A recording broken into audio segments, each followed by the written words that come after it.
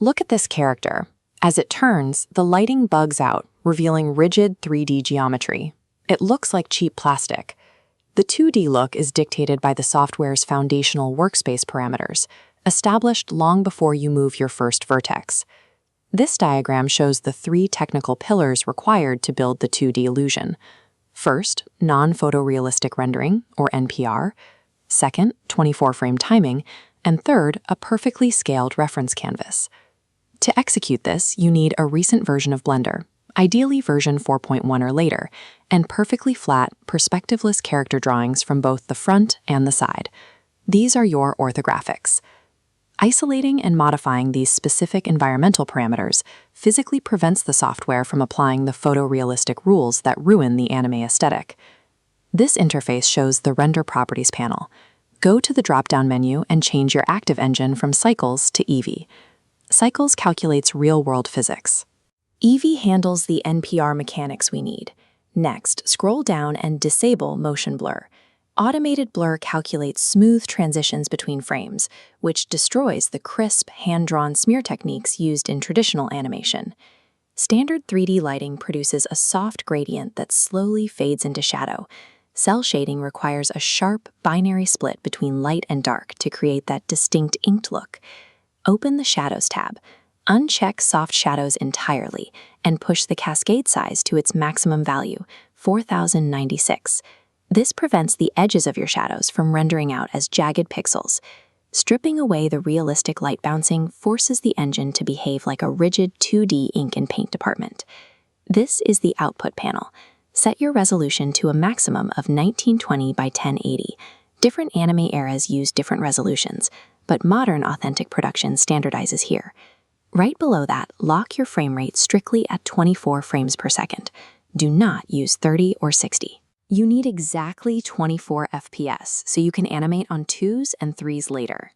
Blender also applies a default color management system, usually AGX or Filmic. These mimic real-world camera sensors, putting an unwanted, desaturating filter over your entire workspace. Looking at the split screen, you can see how the AGX setting washes out the palette.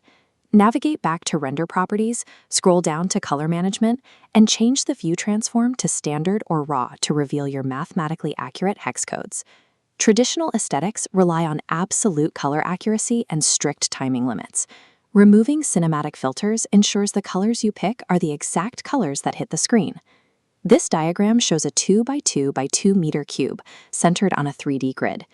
The default Blender cube is exactly 2 meters tall, giving you a perfect universal measuring stick.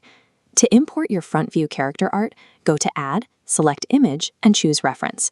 By default, it drops in misaligned and improperly scaled. Scale the image up until the character's heel touches the baseline grid.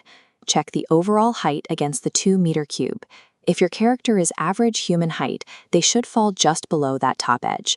Repeat this exact same alignment process for your side view reference art, placing it along the perpendicular axis so the heights match perfectly. Anchoring character dimensions to a universal metric measurement prevents scale mismatches when you combine your characters with environments later in production. Solid reference images physically block you from seeing the 3D geometry you are trying to mold.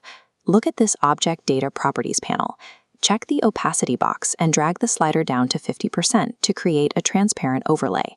Next, toggle the depth setting to front. This forces the flat 2D lines to render over the 3D sphere as a constant guide. Finally, toggle the side setting to front. This hides the back side of the reference image, clearing with Eevee whenever you rotate around your subject. Managing these visibility rules forces the 3D viewport to function as a precise 2D tracing desk rather than a chaotic spatial grid. Look at this workspace. You now have crisp NPR lighting, raw accurate colors, traditional 24-frame timing, and perfectly staged transparent orthographics. Save this exact state as your software's default startup file to remove repetitive setup labor from every future character project. Navigate through File to Defaults and click Save Startup File to overwrite the factory settings. Your workspace is fully prepared. Drop your first piece of base geometry into the center axis to begin blocking out the face. The 2D anime look is a byproduct of a strictly controlled rendering environment built long before the modeling begins.